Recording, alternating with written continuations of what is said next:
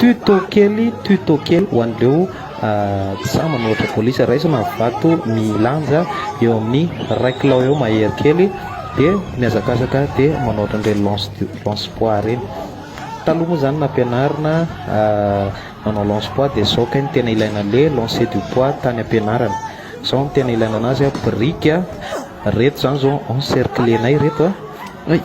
gaso aloha eo ary reto fatratra reto le mainty be le namono an'ny Mikael reny reto tratra reo zalahy reo